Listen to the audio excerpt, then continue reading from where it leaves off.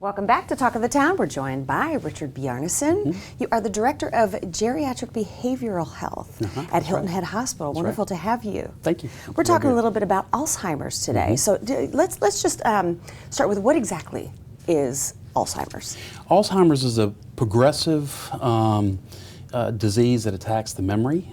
It is one of a number of dementias. It is the most prevalent one of all the dementia categories. There's probably about 60% of them that are Alzheimer's. And some of the first symptoms that we see are the short-term memory and confusion tend to erode first. Yeah. And it's kind of important to assess. We were talking a little bit about assessing which form it is, and that almost depression it can be a factor. Yes, depression, and especially in the elderly, because depression is very much undiagnosed and untreated. Yeah. Depression can mimic some of those same signs as Alzheimer's. So one of the things that we look at is if we detect that there's depression in someone that we think has dementia, we will treat the depression and see if we can't clear that up some, and we see that a lot of times that will clear up some of the memory issues also. And some folks just pop right out of it. Some do, some do, yeah. Nice to see when there's a little magic bullet, that's always so nice. Yes. Now, are there some preventative measures for this? There are some things that we know that speed up the progression of dementia and even bring it on. One is uncontrolled diabetes, high blood sugars, fog the brain, uncontrolled depression, uncontrolled stress.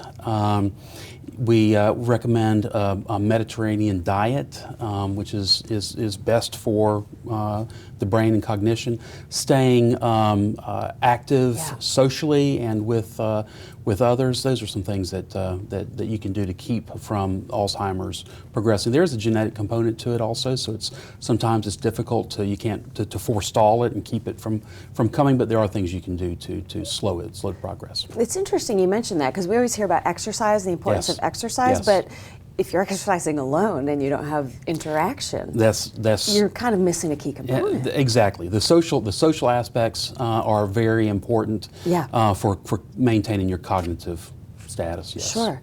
Now, is there a population that's most prone to developing Alzheimer's? Women seem to have more Alzheimer's than even men do. Right. You had some statistics on that. Yes. The National Alzheimer's Foundation came out several years ago and showed that 1 in 6 women will have Alzheimer's and 1 in 11 men. And one of the things that explains the difference between women and men is that women are more likely in the role of the caregiver, which provides this constant stress. And we know that will bring on the development of Alzheimer's as well as speed up the progression of Alzheimer's. So it's very important that caregivers take care of themselves and get the breaks that they need to be able to continue. This is a long journey. Taking care of anybody with Alzheimer's is a very long journey, so taking care of yourself is extremely important. And some folks are just kind of discovering some of the symptoms. So let's talk a little bit about those symptoms and how you can, warning signs. The first symptoms are forgetting things, forgetting where you put your keys, those kind of subtle things.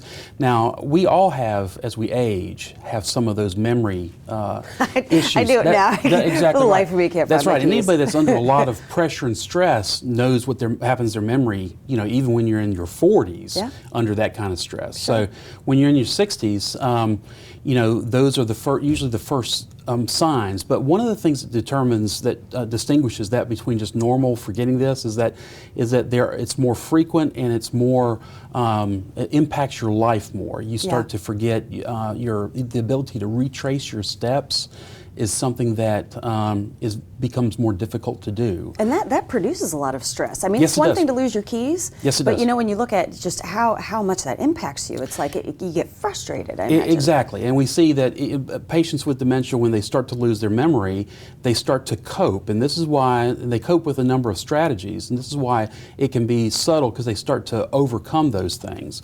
What we see in some of the mid stages of Alzheimer's and even the latter stages is they continue continue to try to make sense of where their memory is, but they do that by kind of filling in the gaps. Yeah. That's why, I didn't lose my keys, you stole my keys. So they, that happens. It's a natural progression with it. It gets kind of in that combative, it boils over into that. Yes. Yeah. Yes. Well, wonderful. Thank you so much for decoding Alzheimer's a little bit. We're happy to have you here, Mr. Richard Bjarnason. That's right. Yes. That's correct. From Hilton Head Hospital. Thank you so much for being with us. Thank you.